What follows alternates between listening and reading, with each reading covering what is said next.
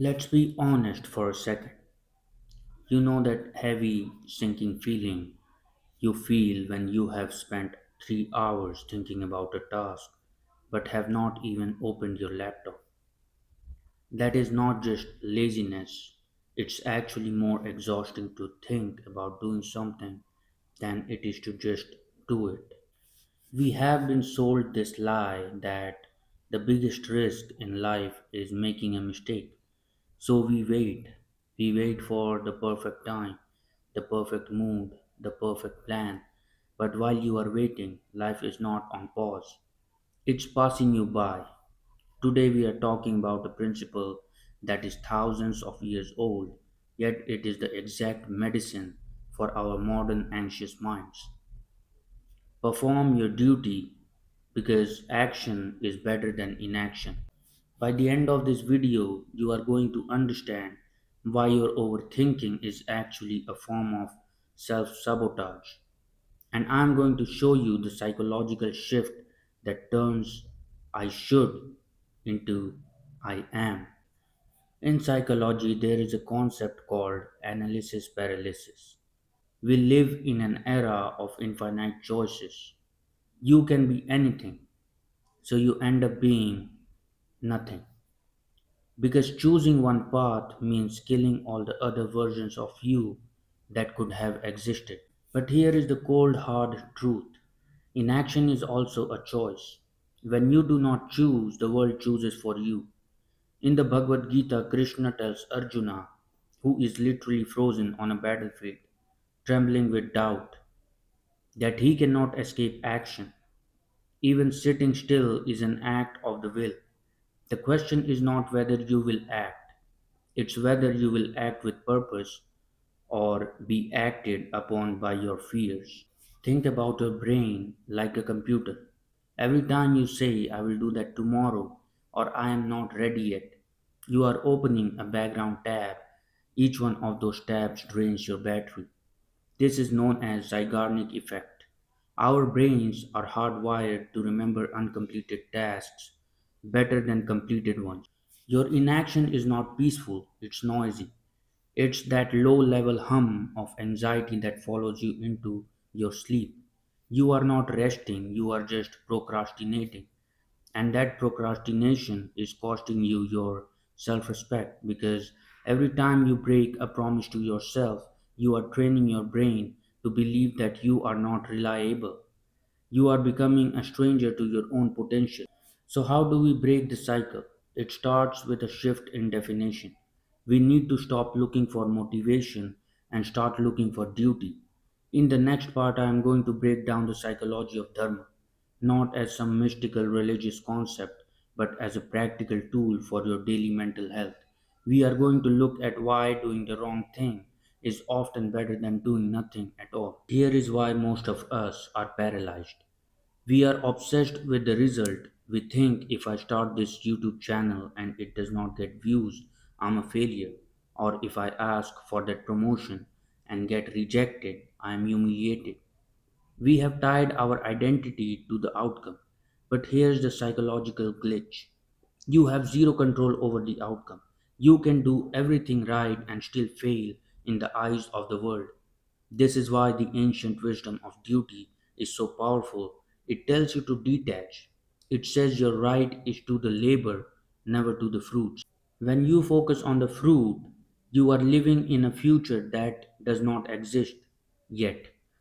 That creates anxiety. But when you focus on the duty, the simple act of doing the work right now, you are living in the present, and the present is the only place where anxiety cannot survive.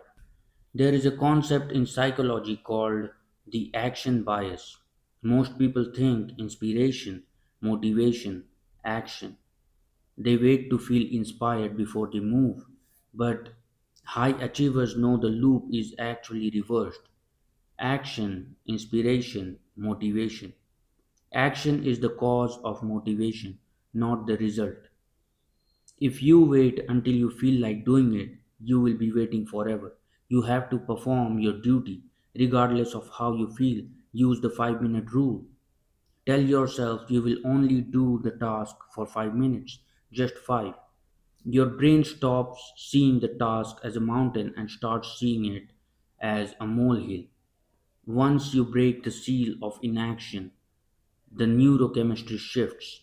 Your brain starts releasing dopamine because you are finally moving. Let's call perfectionism what it really is: cowardice. It sounds harsh, I know, but perfectionism is just a socially acceptable way of staying safe. If you never finish, you can never be judged. If you never perform your duty, you can keep telling yourself the lie that I could have been great if I would tried. But potential is a heavy burden to carry. It rots if you do not use it. Inaction feels safe, but it's actually the most dangerous place you can be. It's a slow motion suicide of your dreams. Every day you do not act, you are burying the best version of yourself a little deeper. The duty is not to be perfect, the duty is to simply perform, to show up even if your hands are shaking, even if the work is bad. A bad page can be edited, a blank page cannot. In the final part, we are going to talk about the compound interest of action and how to build a life that feels like it's moving toward something meaningful. Here is the secret they do not tell you in most self help books. Every action you take is a vote for the person you want to become. When you choose action over inaction, you are not just completing a task, you are literally rewiring your brain. This is neuroplasticity in real time. Each time you perform your duty, despite the fear, you are building a new identity. You stop being someone who wants to write and you become a writer. You stop being someone who wants to be fit and you become an athlete. Inaction is a vote for the version of you that is paralyzed, small, and stagnant. Action is a vote for the version of you that is capable. And guess what? The votes do not have to be unanimous. You just need a simple majority. You do not have to be perfect 100% of the time. You just have to show up more often than you hide. There is a haunting quote that says, hell is meeting the person you could have become. Imagine that person for a second. The version of you who did not let analysis paralysis win. The version of you who performed their duty even when they felt like a fraud. That person is not smarter than you, they are not more talented. They just realized that the pain of discipline is much, much lighter than the crushing weight of regret. Inaction feels like a safe choice today, but it is a debt you are forcing your future self to pay with interest. 5 years from now, you will be either living with the results of your actions or the excuses for your inaction.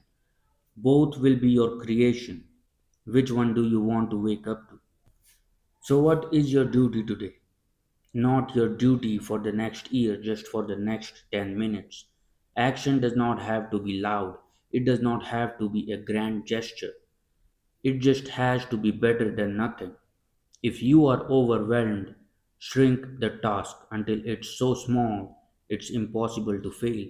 Cannot write a book, write a sentence. Cannot work out for an hour, do 10 push ups. The universe does not reward those who have the best ideas, it rewards those who move. Because action is better than inaction is not just a quote, it's the law of life. Nothing grows in stagnant water. If you are watching this right now and you have been waiting for a sign to start, this is it. Consider the duty performed. You have watched, you have learned, now the real action begins. I want you to leave a comment below, not for the algorithm, but for yourself. State one thing, just one, that you are going to do the moment this video ends. Put it in writing, make it real. Perform your duty because you are far too capable to spend your life standing still. I will see you in the next one, but before that, go do the work.